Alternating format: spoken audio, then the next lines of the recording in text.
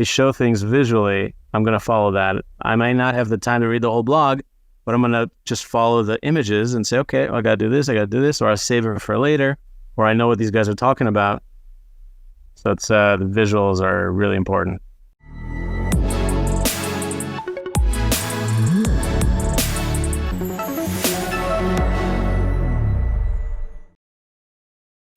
Hello, everyone, and welcome to another episode of the SaaS SEO Show.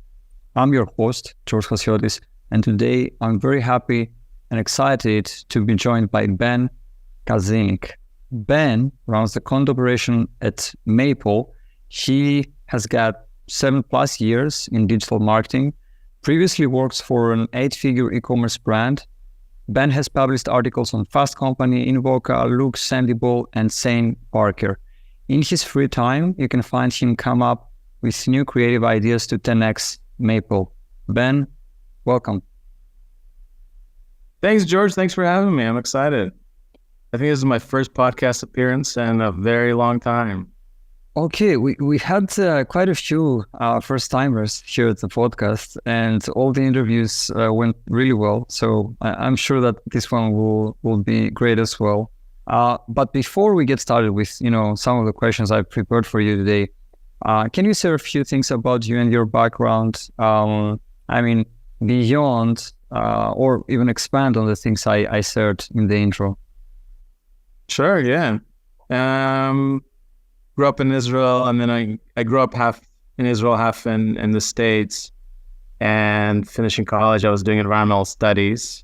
It's kind of my background, like ecology, a little bit of biology, and then I realized I'm really into marketing. It was too late to switch, so I ended up doing sales for a solar company, Solar City. They were bought out by Tesla, and then I really kind of just experimented with my own businesses, branding, logos, websites, different things. And then when we moved back to Israel, then I just kind of fell into content, which was great. It's a good fit. Been doing that for 7 years or so. And I actually hated writing when I was a kid. Totally hated writing. It was like my least favorite subject. So my parents hired a tutor. So this lady sat down with me and she explained to me how to write an essay. I started loving it. So that's the ironic thing. Also, English is not my first language, it's my third language. So it's funny because now I get to work in English and write full time. Both things I didn't didn't know when I was a kid. So life takes you to unexpected places. Definitely does. And now you're at Mayple. And for people who haven't heard of Mayple before, can you please share a couple of things, like a quick blurb about the company and its products and what the company does, and who gets the most value out of Mayple? Sure. Yeah, so at Mayple, we are a platform where we match brands with vetted marketers. So I've worked for an e-commerce brand. One of the hardest things in my job was to find the right marketer or the right agency. So I'd hire an agency. I would like their pitch, you have to buy into the pitch, into their case studies and whatever. And you say, okay, well, leap of faith, I have to trust you. And wait to see what happens. And 2-3 months later, you find out either they're not a good fit, or they didn't have the experience they claimed to have, or just didn't work out. No results. It starts from scratch. So that was probably the hardest part of my job. And in Mayple, that's the problem that we try to solve. We take marketers and we vet them ourselves. We look at their data, right? Because we're not the customer. So we can look at their data, sign an NDA, see what they've done, and see what niches they've actually succeeded in and which channels have succeeded. And then we match them to the brand.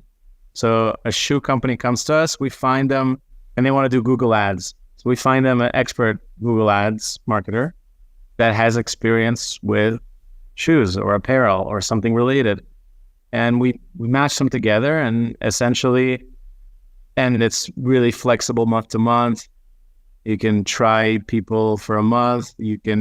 And some companies end up joining and building a whole team from our, pool of marketers. So it's just a better way to hire marketing talent. And we've shown that it works much better. much quicker.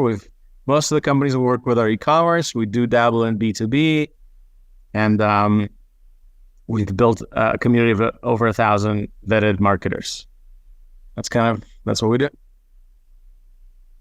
I don't want to get into the specifics of it, but do you consider yourself a competitor? Or do you consider Mayple a competitor of more traditional freelance marketplaces like Upwork or People Per Hour or Fiverr, whatever? Yeah. Those ones are definitely our competitors. Also, Marketer Hire does something similar to what we do. A lot of people have heard of them, but we have more data built into it, AI, and then we actually have the tools to manage these the marketers. So we take responsibility over the payments. So the marketer doesn't have to chase the brand for payment if they're late or if their card doesn't work. We do all that. We pay the marketer regardless. We do a lot of the customer service. So we help marketing agencies build their business. Essentially, they can focus on marketing. We do everything else. That's a really good service. And while at Mayple, you managed to get the website's traffic, organic traffic, from 0 to, let's say, more than 50K monthly visits. And my question is, how can you do that? How can someone get from 0 to 50K per month?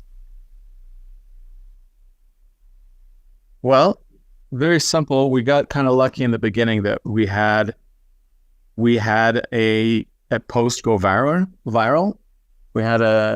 We made a marketing plan template, and it went viral, and people loved it and shared about it. So we started there, and then we kind of when I joined, we looked at what are the topics that we write about. So it took a few strategies. First is building a cluster, focusing on the topic and writing about it, not going, let's write about influencers, or we don't have anything on influencers. It's like picking specific topics. And we started with e-commerce marketing, and then I learned how to optimize a post. People talk about that, and it's not at all, they make it seem like a fluffy term. Oh, you need to optimize it. What does that mean? I have no idea. Throw some keywords and hope that it works. And with our team, we've really nailed down an exact process for how to optimize a post. And you'd be surprised how many people have no clue. They just have no clue how to do it. We did that. And so essentially, and then we worked on content velocity. We realized that a lot of teams are outperforming, especially LinkedIn influencers that talk about it. Influencers that talk about SEO on LinkedIn. They're outperforming because they're publishing more posts than an average team. So especially if you look at bigger companies, they talk about publishing 2 to 4 blog posts a month. One of them could be like a guide or white paper. And we just scratched that completely. We said, let's do 15, let's do 20, let's do 30 a month. And so that's been really successful because we're just multiplying our reach. We're seeing what works. We take that, we optimize it, we update our posts regularly, and then we go to the next one. And we did do backlinks in the beginning. Our SEO guy did backlinks, and then we said, forget backlinks. We got enough, I think, and now we're not doing any backlinks. We're just doing content quality, velocity, pumping out good practical tips for people. And I ask you a couple of follow-ups here. You mentioned first, the first element was you managed to build momentum on the basis of a very successful piece of content. This was published on the blog, right? And it's, yep. And how did you understand that this was successful? I assume that it became viral on social media, right? Yeah, people shared about it, and then it started getting backlinks, just natural, organic backlinks. And then eventually it was the content with the most traffic per month. So it was at 2,000, and then we updated it and we added more supporting content to it. And it hit 10,000 views per month.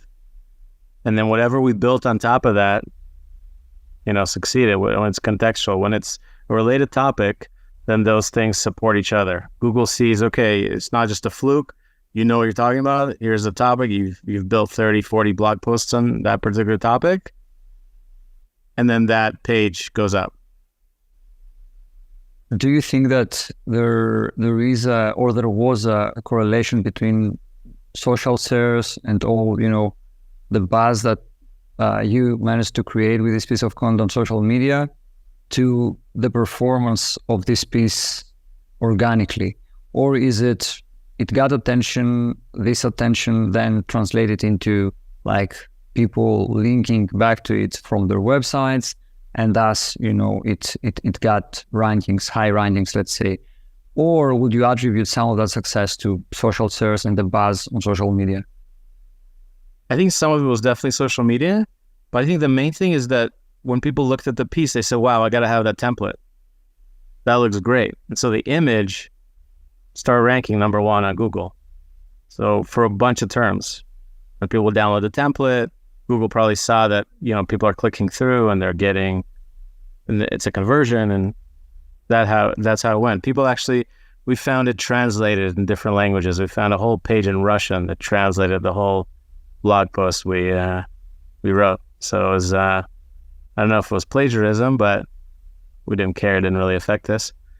But I think the social gave it a boost, but then the quality of that content is what really matters. And a lot of that's visual. We were able to capture that interest visually, like, wow, that template, I would actually use that. So people are still downloading it today. So if we do that with other pages, and that's where I think, blogs like, Brian Dean's blog and Ahrefs, when they show things visually, and SEMrush, they show things visually, I'm going to follow that. I might not have the time to read the whole blog, but I'm going to just follow the images and say, okay, I got to do this, or I'll save it for later, or I know what these guys are talking about. So it's the visuals are really important. I don't know. I'm intrigued. Like, I don't need a marketing plan template, but I will go and check your website after the recording. And of course, we will drop it in the show notes.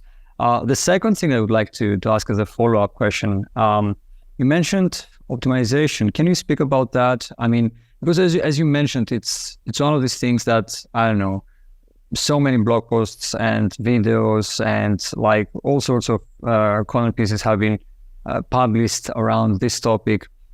But I also understand that every person has their own way of like doing things, right? And so I would like to know what your optimization process entails and how you approach optimization for the content you put out at Mayple. Sure. I think one of the magical things about SEO is that everything, what works and what doesn't is on display for you. You don't have to guess. Like if I'm making an ad, okay, I'll use a reference and I'll look at some competitors, but I'm not going to know if it's going to work at all. And there's so many data points and the audience and the this and that. With SEO, you pick a term that you want to rank for, you see the top search results, you know what's working. You may not know how much traffic they're getting, but that you can calculate kind of based on the search volume, but you're seeing who's on top. So essentially, and early on, I learned that the things that are on top, those are the best pieces of content. So the first thing is I find the right keyword. That's a whole conversation in itself. Sometimes it's to build a cluster. So for example, we had a post about marketing strategy. Then we looked at all the possible supporting topics on that. So we wrote a post on marketing strategy books and marketing strategists, and all the different things related to it that we thought are easy enough terms to rank for. So we have the keyword. And then I manually go and look at the search results, and I look at their titles, the meta descriptions. What are the main topics that they hit on? What do they talk about? What angle I could choose to add something extra?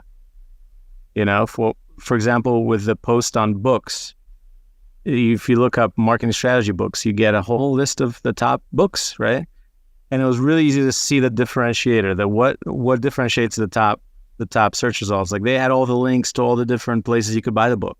and they had all the different information the user would want to learn on each book before, checking it out on Amazon. And that's essentially what I'm doing. I take the keyword and I'm thinking to myself, based on my target audience, what information they want to get out of this? What would be the most useful thing to them? Very user-centric. So I take that, I look at all these different variables, and then I plug it into a tool, either Phrase or Serve for SEO or Market Muse. There's a bunch of these tools. Plug it in, and what those tools do is they analyze all the top search results, and they get a whole list of keywords based on, those results. And so we're using Phrase, works really well for us. And it basically shows me, let's say, one keyword shows up in 8 of the search results, and it shows up on average 3 times. So then I know, okay, like I gotta just optimize as I go.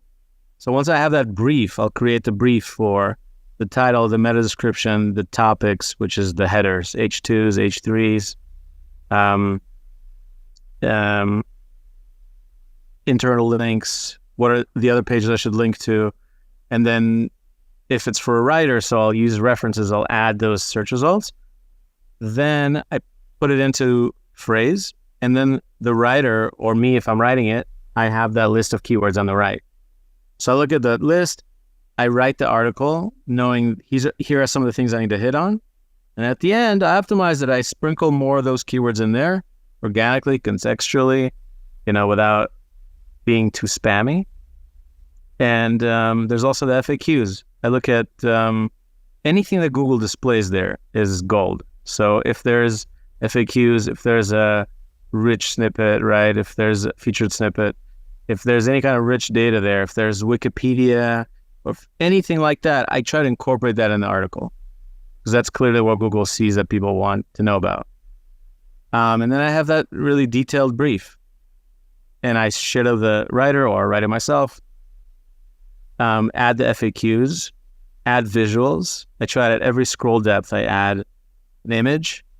It's better to have your own branded images, obviously, to have it more, organized and branded with your own name. And then we publish it. And then we build links to that post from other posts. And I've heard it said by other SEO pros that internal links are just as important as backlinks. So people focus all the time, look, I'm going to build 10 backlinks and I'm going to buy them, right? Instead, why don't you build links to your new post you just published from your existing content? You can take 10 other posts of your own posts and just link it contextually. And that's been really, really beneficial for us. So altogether, that's a process that works. We just replicate that on each post, and we watch it, the rankings grow. Thanks for the breakdown. Would you say that, from what I hear, your main focus when it comes to how you do content at Mayple is on SEO. Is that right? Or is it that, yeah, we do SEO, but that's, let's say 80% of our operations, right? We also focus on these more product-focused pieces or a bit more original content and so on. Is that something you do, or is it purely SEO content? We've done some of the other stuff. I'd say it's been like 10%. We've done like PR pieces. We've done branding, different things like that, things for social media. But yeah, for what I do is mostly SEO. Are you at all, I don't know if concerned is the right way, but do you see that playbook changing in the, maybe not so near future, if Google's SG, search generative experience, plays out to be like a big change for search? Or do you think that, websites will keep getting traffic, right? I would like to hear your thoughts on that. Yeah, I think for sure things will change, but it's incremental. It's not black and white. So people like to say, oh, everything's going to change. Forget SEO. 3 years ago, people were saying, SEO's dead. So I think it depends on the user. So human nature doesn't change that quickly. We search on Google, we search on TikTok, we search on YouTube. So if you make some incremental changes in your strategy and add in videos and add in different elements, short videos, long videos for YouTube, and also, thought leadership pieces, and show a different angle to each topic, then I think you're going to stay on top. There's a lot of brands that have been on top of the search results for like 6 years, and they're still there, and their content's super outdated, or maybe they have like 1 billion links built, but the post itself is very low value. So I don't think it's going to change overnight. I also think that a lot of the AI is going to be, it's searching, it's using existing content, displaying it in a different way, probably going to allow the user to click through and learn more about it. So as long as you're playing around with all these different things, it's going to be there. If you invest in videos and then something happens to your organic search results, you'll still be there ranking on YouTube. So that's a good point. Yeah. And I also like the fact that it's not black and white. I mean, the problem with that is that what you mainly see on social media platforms like LinkedIn or Twitter or whatever is like extreme opinions, right? It's either SEO is dead or SEO is not going anywhere. It could be that with a change like this, websites may lose some traffic, but it may not be as catastrophic or, like doomsday scenario that the whole industry is going to go away overnight. I don't know what your thoughts are on that, but that's what I see at least. Yeah, I think if people lose traffic, the most important thing is your leads, your conversions. So sometimes you may lose traffic on things that don't really convert for you anyway. I had a friend who was a technical SEO expert who said that he was working for a client. They had thousands of pages built through programmatic SEO, and it was bringing in like millions, maybe 1 million visitors, but nothing was happening. They weren't converting. So he just told them delete all these pages. So they deleted everything. Their other stuff went up because Google also looks at the quality, looks at the engagement of the user. So sometimes when you lose out on low performing posts, that's a good thing. It's a good thing for the brand overall. Yeah, I agree with you. My understanding is that as I was doing research for this episode, that you are targeting e-commerce businesses. And I would like to ask if that's indeed right, if I got it right. I would like to ask, what are the pros and cons of targeting a specific audience with your content strategy? Well, we've realized that in the beginning, we were kind of open to everybody. So anybody could come, a startup, a big company, e-commerce, a law firm, anybody could come and find a marketer. But then we realized that we don't have enough variety of marketers. Like we don't have enough manpower to build. If somebody comes, wants a specific need, so we need to present them with 3 or maybe have 10 or 20 marketers with that expertise in that niche. We just couldn't do everything. So we have to narrow down to a specific 1 or 2 audience customer personas. So we've narrowed it down to e-commerce because they usually have the marketing budget. They're heavy on ads. We were super successful in our ads offerings, and they can grow. Huge opportunity to grow, and we don't have to reinvent the wheel with them. We don't have to teach them about marketing, tell them, here's how you build a website. They have everything. So that was a good win-win for us. It was a difficult transition because we then had to shut off all the other, not services, but all the other types of customers we were going after. But it was a very good, for my team anyway, it's just so much to talk about, and there's so much changing in e-commerce. Every year there's new tools, they get acquired, there's other things, there are other technologies. There's so much changing. So it's just a very exciting field to be in. And very, very visual, so many examples we could choose, so many, different tools we could show. So I think it was just the right decision for us. And yeah, once you have that niche, you build on those case studies, then you can get other similar people, or you can go up the ladder and get, bigger companies to work with. I think everybody should do that. Everyone should focus on, here's the perfect customer. Let's go after that. And then we can broaden a bit, see if it makes sense. Okay, it makes sense to me. I would like to ask you something that goes back to like the business model and essentially the type of business that Mayple is. As I hear it, obviously Mayple is a very sophisticated marketplace with a very robust vetting process. But at the same time, I think that at some level, you compete against folks like Upwork, Fiverr, and so on and so forth. And the thing with those folks is that, we are talking about big brands and big websites behind these brands, right? My question would be how it is like competing against those websites, and what learnings, if any, you got from competing against, the Upworks of the world.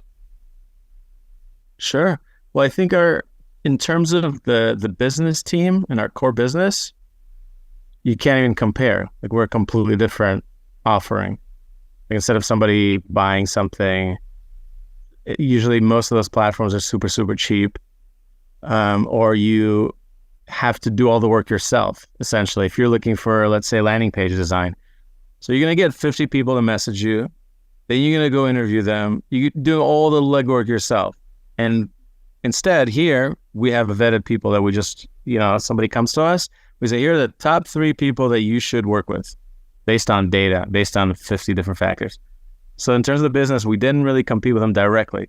We just the new way to do things. In fact, some of their executive team members actually invested in us because they saw that this is just the better way to offer marketing services. But in terms of organic SEO, I've learned a ton from them. They have a lot of pages. I actually looked at, their site maps and looked at what are the type of pages that they get traffic from? What are their keywords? And I realized that a lot of times these guys, they're huge. Maybe they didn't do this in the beginning, but I think now they have a ton of pages that focus on the bottom of the funnel and tiny, tiny little keywords that normally you would overlook. Like, let's say, I don't know, hire Facebook ads marketer.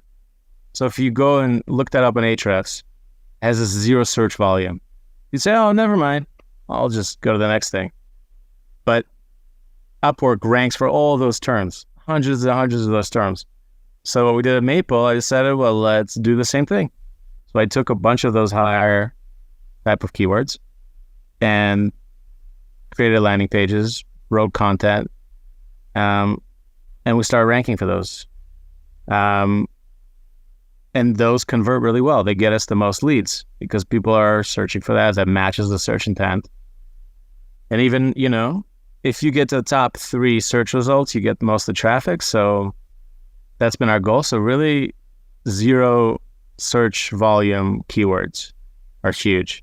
I understand. And the example was great, by the way. I would like to shift gears a bit and discuss something that we sort of touched on earlier, which is AI content. And I don't know, general thoughts on AI content and whether you see any valid use cases for Mayple and other SaaS companies. Yeah, I think everyone's been saying it, that really AI content is not good enough yet for long form blog posts. So it may be great for an email campaign, for social media ad, for social media post, maybe it's getting there, but not for a blog post. But I think for us, it's sped up some of our processes. So I don't know, maybe 50% of your blog post is pretty generic stuff. If you're writing about audience segmentation, So the SEO best practice and what the user is looking for and what ranks well is describing what that is, describing different types of audience segmentation. So a lot of those things are pretty boring to write. They already exist. You just have to rephrase existing definitions and whatever. Instead, if you feed that to ChatGPT or any other AI tool, you can get that skeleton of your blog post written for you. And then you add your examples, your transitions between paragraphs, the intro, the conclusion, your own spin on things. Just speeds up writing. And sometimes, especially if you have a writer's block, it's really good. Like you stuck in a sentence. Okay, you say, okay, finish the sentence for me. And that's worked. It's a great tool to decrease burnout, I think. Because most writers that write a lot and have written for a lot of years, they're burnt out. They much rather edit something. So here with ChatGPT, you can create, maybe 50% of your blog post and then edit and then pretend like it's someone else's writing and just edit. It's a much better process. So I think it can speed up processes, but I don't think it can produce good quality pieces. And I think you need to be smart in how you incorporate it. Like if you're doing a lot with AI, like what big publishers are doing or starting to do, then you have to say it, they say it, and then they have somebody who proofread it or somebody who edited it or somebody who, fact checked it.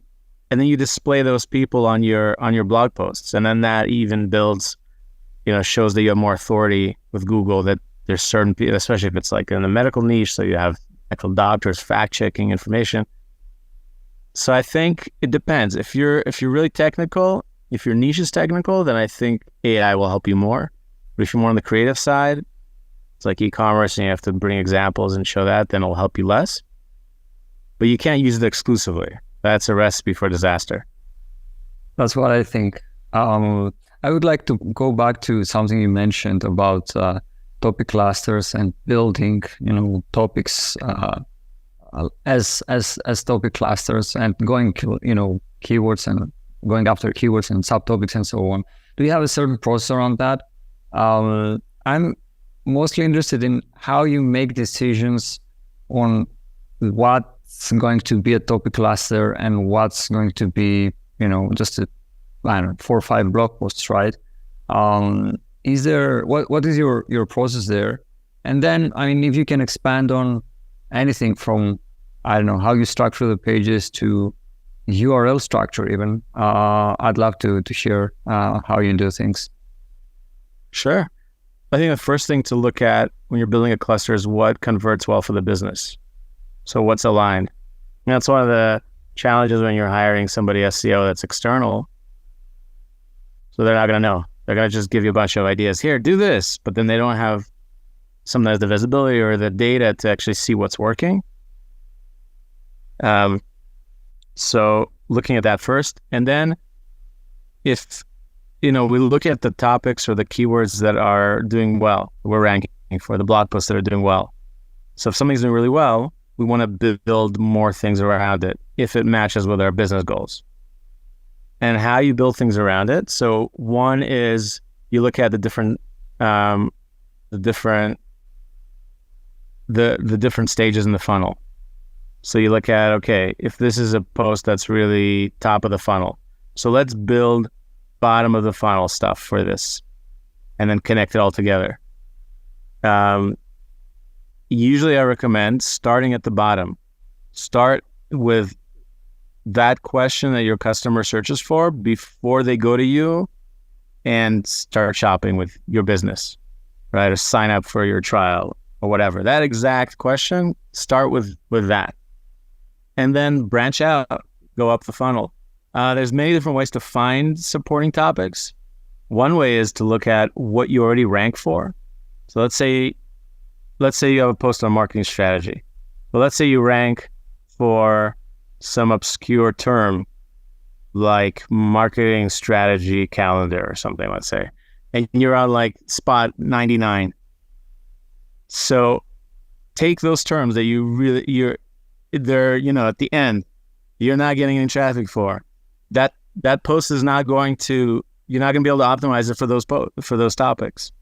And then make sure, look at the search results for those keywords and make sure it's not the same or similar to what you wrote about already. And depending on your website, look at the keyword difficulty, look at the search volume, see what's worked for you in the past, and then write on those. You can also look at your competitors and see what they've written about. You can also think about just your customer and connect your existing topic to other questions they've asked you in conversations, in your demos, talk to your sales team, get ideas that way. And I would say a lot of SEO, why it's so obscure and people are so put off by it, is because people won't take the time to write down their results. It's just like any area of marketing. You have a hypothesis, you test it out. With SEO, it takes a little longer. It takes 3 months or 6 months to understand if something worked, right? And you really have to isolate the variable. So you asked me about URLs. With URLs, you just have to test it out, create a few pages with short URLs, create a few with long URLs, and then isolate that variable. Don't change anything else, right? Do everything else the same. And in 3 months, see what worked. It's just harder with SEO because you're usually dealing with websites that don't have a lot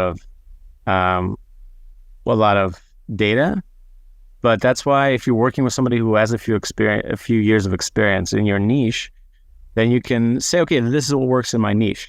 It's very niche based. I've worked with cybersecurity clients. There's things that work there that do not work in marketing in terms of SEO.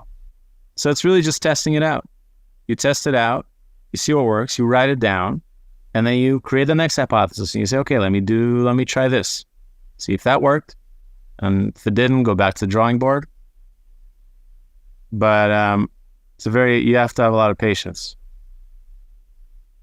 Lots of great points there. I generally subscribe to that. Certain things may work in one, like vertical. You mentioned cybersecurity, and they may not work in another one. So I agree. I agree with that.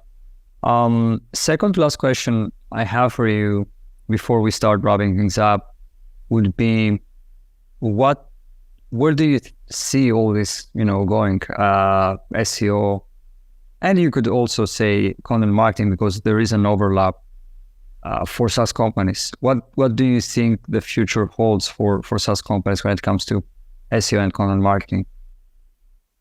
I think it's all about the personality behind the brand. I think it's all about the brand story. And if there's a face that you can connect with, then I think that's a winning formula. I've seen so many startups, they didn't even have to, go full in on SEO. They just have to create really, really good content, high quality content, share it on social media in the right way, and then they get traction because they're sharing their story. I think that's what searchers are going to be looking for. That's what's really going to differentiate you when you have personal videos, when you have personal examples in your post, when you have an opinion piece, instead of writing the old, what is marketing strategy? Write a piece on an opinion or a case study or something you've actually tested on a topic. And I think just like with social media, it's already showing us that personal profiles are seeing much more traction than company profiles. So it doesn't make sense. Why don't I do the same thing on my blog? Company blog, have my author profile pic, then also have a video from the author, or maybe an audio file from the author, or different types of content that could make that experience more personal for the user and really ingrain it into your, design. I think that's where things are going. And very, very short form. I don't know if people read blog posts all the way anymore. Yeah. Maybe they skim through. Maybe they read half, a third. I don't know. But if it's I can think of only a handful that I've read the last few months. Some of them were just a specific strategy. Here's how you do X. And they go into a detailed strategy. That's maybe because I'm in marketing, so that's the kind of things I read. But being super practical and then that personal angle, I think that's where it's all going to be in the next 3 to 5 years. Anything generic is out the window. Is it easier though to adapt? I mean, because we've all been used or not all of us. I mean, I don't want to be absolute, but many of us have been used to this like cookie cutter approach to content, especially content for a search audience, right? Right. So do you think it will be easy moving forward to adapt for SaaS companies and have this personal flair and be a bit more genuine, and so that there are actual like human beings behind the content, and build content that way? I think it's much easier than you think. I think a lot of people, think you have to hire some kind of the perfect content manager that not only has a personality, but also knows how to make videos and is an influencer and can optimize for SEO. Just like this unicorn. But it doesn't have to be that difficult. You can pick a few experts, you can interview them on a specific topic, and then you can have your team, get the transcript, write it out, create blog posts on the topic, add whatever optimization you need and all the different things, but make it more personal, and so just, it's all about your process. And it's also not going to replace 100% of your content. I think you'll still have 30% of that generic stuff that we need, maybe another 30% of how-tos, instructions, help pages, different things. And then maybe a 30% will be kind of that new take on things, expert tips, things like that. So if you built it in there just a little bit and then continue going with it, I think it would really work well. But it's not such a big deal, Yeah, it doesn't have to be. And I think that's a great way to start wrapping things up. Last question I have for you, Ben, where can people find out more and connect with you if they'd like to? Yeah, check out my LinkedIn. You can check out Mayple's blog, Mayple spelled MAYPLE.com. We're putting on a bunch of events all the time. So if you follow me on LinkedIn or follow Mayple on LinkedIn, you'll see a ton of cool different events. And if you're a marketer, come join us, apply on the website, join our community. Super valuable. Everybody's helping each other, in our community. And it's great. Great place to be. That was a very insightful conversation. Ben, thank you very much for doing this. Thank you very much for being on the show. Thanks for having me. I enjoyed it.